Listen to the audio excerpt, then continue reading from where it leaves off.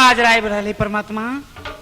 फिर माया बाजार में चारों भर नजर खिरा के ताक रहल छे, कहीं स्वामीनाथ आगे चल जात परमात्मा, नाक में प्राण मारल जाती ईश्वर। या बपटिया हमें सायन हो पिया हुआ।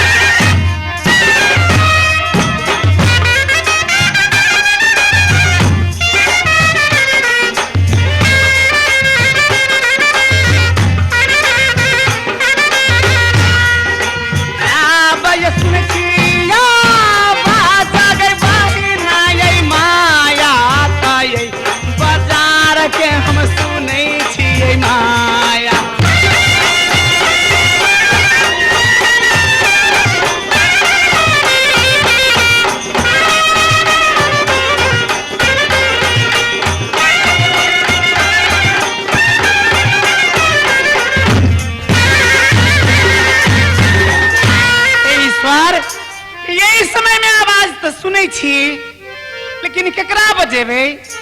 कोई लड़की के बजेबे त मन में तकलीफ होते, कोई लड़का के बजेबे त की मन में सोचते भने हमरा बजौलक। लेकिन हम कत जाय छी से नहीं जोनित होते, अपना दिल के बात छुपे नहीं जा रहल छी, माया बाजार में किनको नहीं कहब।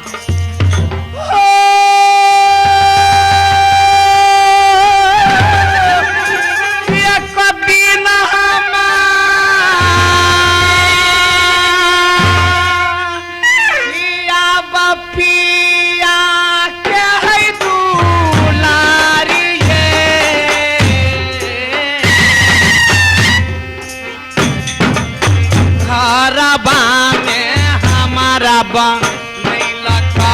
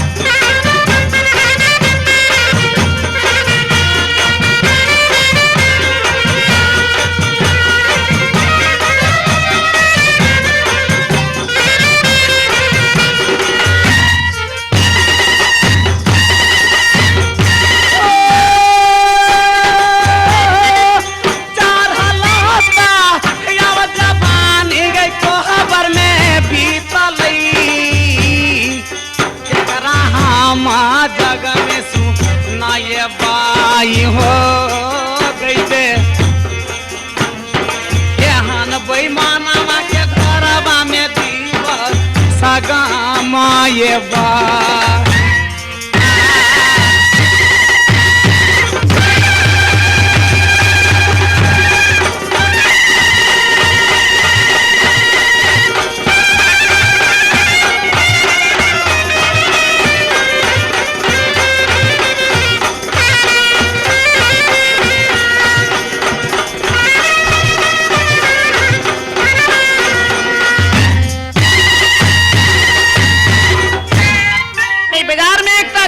देखी बहुते सामान पसारने अब अपना दिल के बात एक सुने भी तब बुझ लेते ते द्वारे असली रूप छोड़ के एक नकली रूप बना के जा रहा।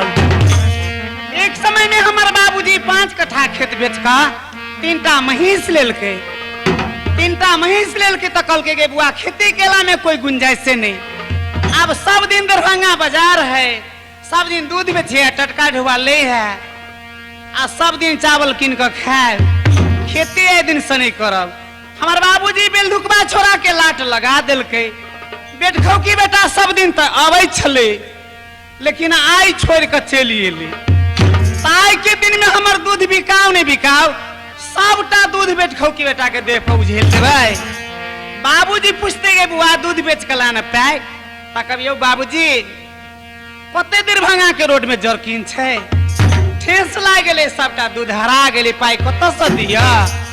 बाबूजी के दिल पतिएते लेकिन बेटखौ की बेटा के देह पर दूध उझलबे।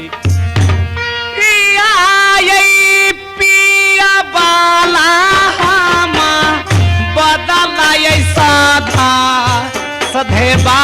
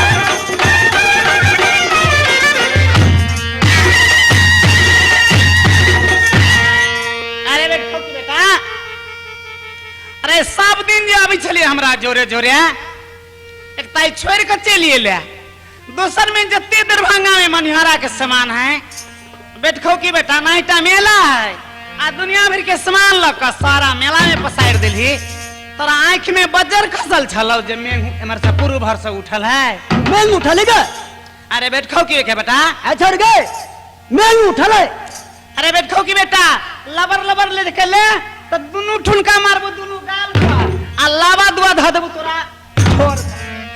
अरे छोड़ गए थम गए रुक पहले हमरा मेंग के जांच देता ग कोमर से मेंग आवे छै आंख में मर के ढुकल है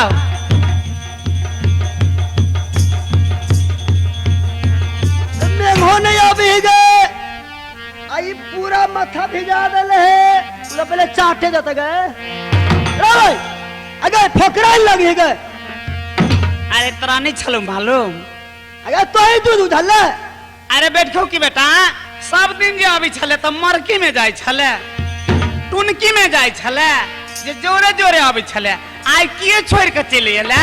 नहीं नहीं, तोरा से हम पूछे छियो, कल जे गेले दूध मांगे चाय बनवेला त कहीं दूध है ना है, आई जे दूध उझले ले है गे, तोरा अपने दूध हलवा कि माल डाल के? ए बेटखो की बेटा बुझले, लबर लबर करबे त दाग देबू। ई छौरी के अपने दूध रहलैया, आ के माल डाल के दूध रहलैया, पकड़ाइन लगैया। बेटखो की बेटा छाछी में का आग ध देबू, पत्ती पत्ती दाग देबू। अरे तोरा घरे गेल रहलियो त तोर में कहल कौआ कि छौरी गेले मुर्गा के बर्दियाबे, लेकिन तू जे हमरा सौसे देह दूध उझल ले है, ई ढंगर भेले यो? अरे सामान बिके लाओ। तो सामान तो हमरा केकर मुंह देखली, आई बाटी चोर के मुंह देखने छियै हम, कोहनी तक नहीं भेल अखन तक। अरे हमहू एली बेचला, बिकेते हमर सामान। तो तोरा तो बिना कहीं की चपतो, हमरा कोई नहीं पूछैया, भोरे से बैठल छी अखन तक बोहनी तक नहीं भेल। अरे बेटखो की बेटा तो सामाने बेची छो, ओहने त तोरा के लेतो? आई छौरी से कहे छी के उघार के रख, कहीं की चपतो झापने सब आदमी, तो हम घर ले तब कहीं की चपतो तो झाप ले। अरे बेटखो की बेटा हमरा दूध है त कथि उघारबे? तो दूध होगा। अरे बेच बेचा बेर भेल जाय बुझली। हां बैठ बैठ बैठ बैठ, फिर लौका लोकोती बिकौती नहीं, मेला उसे जेते। आ देखी ना कल हमर बाव भरल के, आ हमरा बाव के भरल पे ये छौरी सब बैठ गेल है। अच्छा रे बेच बेच। अच्छा बैठ बैठ। या ये बीतलै ता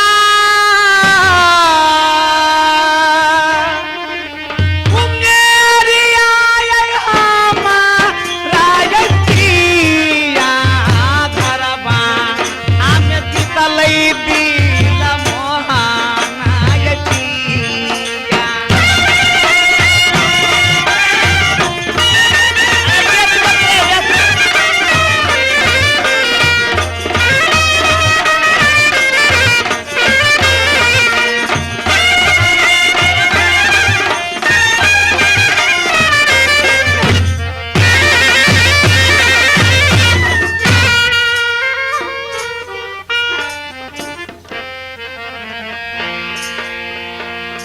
ईश्वर,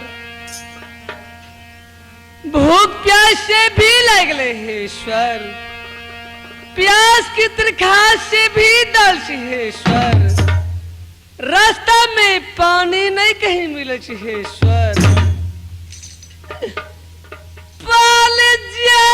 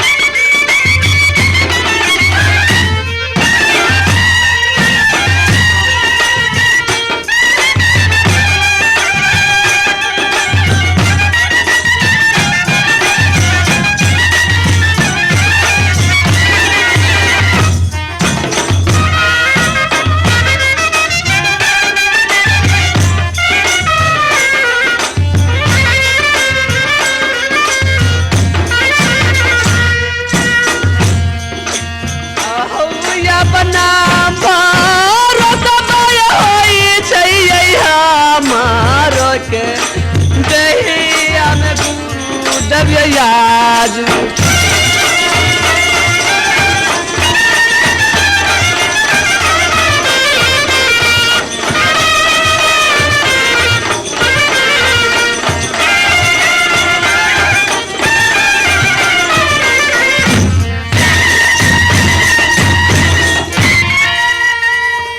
हे ईश्वर,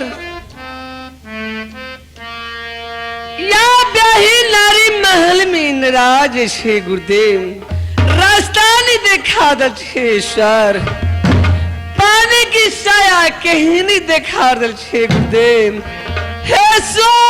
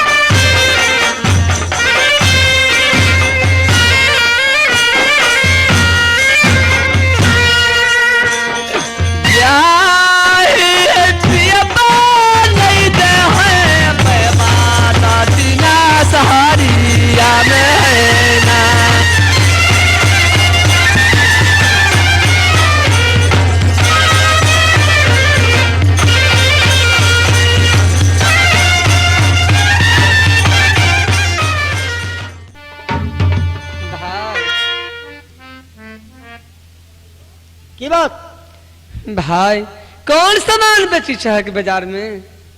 देख हमरा ला अनेक रंग के सामान हो। अच्छा, अने हमरा ला जे सामान भगलो, ई जे सामान भगलो, अच्छा, आई में तबे खूब हो नया घैला कीन क घैला के पेन पर 2.5 मरीच का जोग धक, अच्छा, तार के लसा पिरार के बांझी बसिया मार 1.5 साल के मरुआ कांटा छुछुनर के दहिना सिंह मंगल दिन का सुबह शाम पीस का एकरा गराज कर लेबा। अच्छा, तो जम्मई तोरा काल कंठ दुनियादारी सब दूर भातो, लेकिन जिंदगी भर ने पुत्रे रहवा। अलख निरंजन अलख निरंजन है तू बुढ़ारे में गिंजन। सीताराम या समानी भाई, और कोई दूसरा सामान के नाम बता भक भाई। वो जो सीताराम, सीताराम जो के रोटी दुटाया खाला बुरबा चल जा गांव। सीताराम ये सामान तोरा पसंद नहीं हो? सीताराम ए सामान लेके की करता साधु महात्मा? हे ई सामान नहीं लेबात है ई ला, हे ई सामान ला। ई जब भगलो तोरा आई में वरियानी के खर, चूल्ही के माइट, घर के वहासी, ये 3टा सामान मिला का रवि दिन का सवा पहर दिन उठते स्नान के घर यहाँ पश्चिम में घूम का भैंसी गोबर से ठाका का तू अपने थूक 3 में ढोरी में लगा लिया, ई सामान खा जइया। कैसे तोरा काल कंठ सब दूर भातो, लेकिन जिंदगी भर कमाए बा रोटी पर नून नहीं चुरतो। हे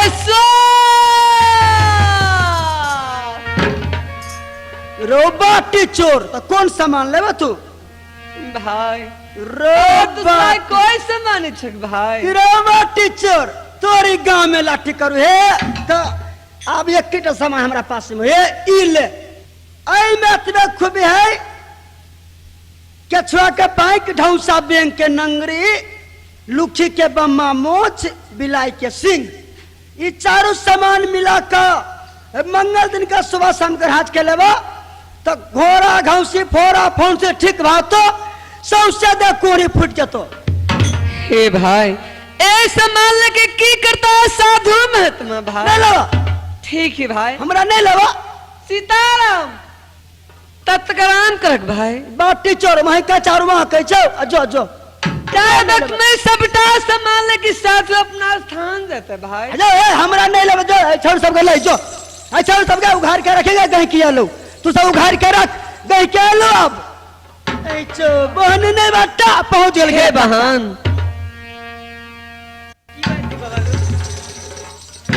नारायण नारायण नारायण।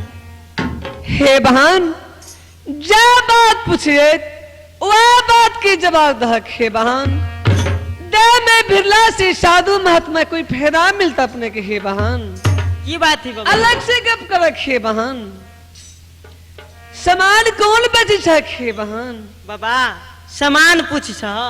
हाँ बाबा बहुनी पार लेवे पर तो सामान के नाम का बता। सीताराम सामान के तो पहले नाम बता बखे बहन।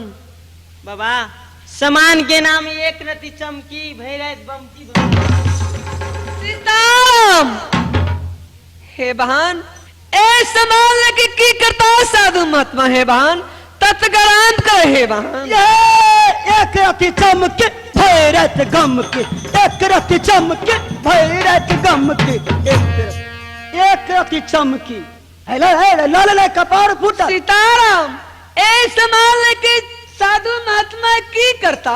रे बाटी चोर तो कौन लबे मैं का चार मां के चो तत्करान। हे बहन की बात थी बाबा?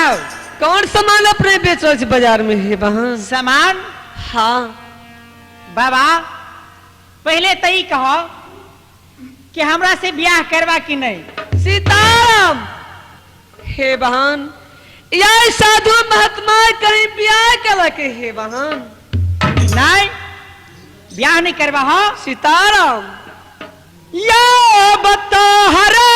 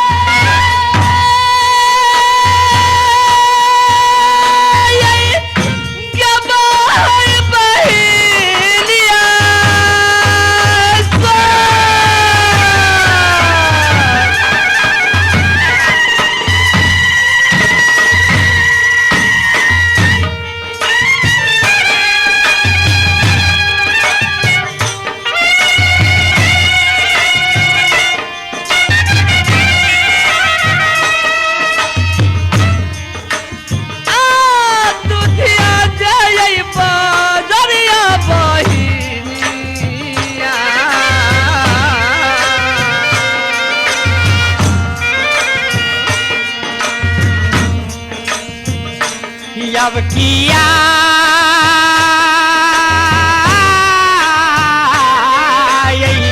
बाबा बाबा ना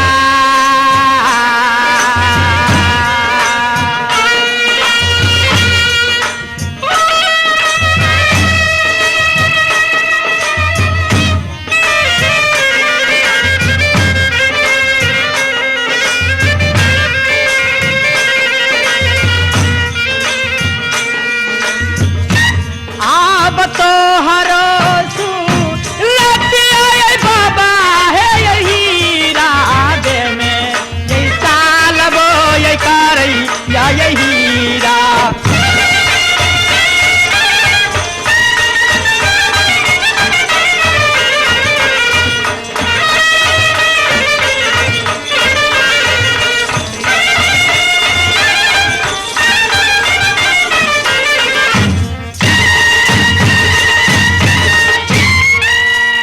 हे बहन। हाँ बाबा, ठीक है बहन, तब तक तो आराम कर रखिए बहन। ब्याह नहीं करबा हाँ? सीताराम। तो ठीक छे, हम ही आराम करे छी। ठीक है बहन। अब हमर से वापस एबो तो ब्याह करबा नहीं। ठीक है बहन। हे ईश्वर, याद दी सर बाजार में हे ईश्वर, पानी पानी त्रेसर जी हे गुरुदेव, पानी की आशा कहीं नहीं देखा दे हे ईश्वर। एक तो बहन की देख रहे, वह बहन की बजाय बल हे ईश्वर। हे बहन,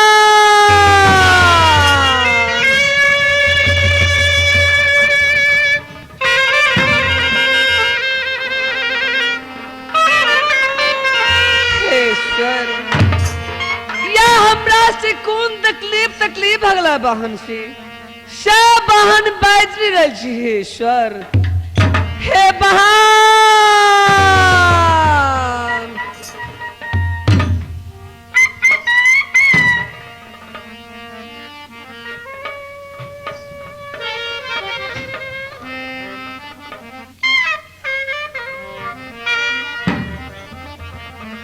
हे बहन। ईश्वर, बाबा के आवाज सुन रहल छी। आई माया बाजार में एक बाबा ये ले, परंतु बाबा के मालूम नहीं कि हटवारने है, कि सामान बेचे वाली है, कि के है। बाबा के अपना मन में दिल सकने कि पूछ रहल छी, सामान बेचे वाली जागल रहत ने। अब अगर सामान बेचे वाली अपने सुतल रहत तो सुतल छलो तो बाबा जगेलो, बाबा से कुछ बातचीत कर रहल छी। ए बाबा।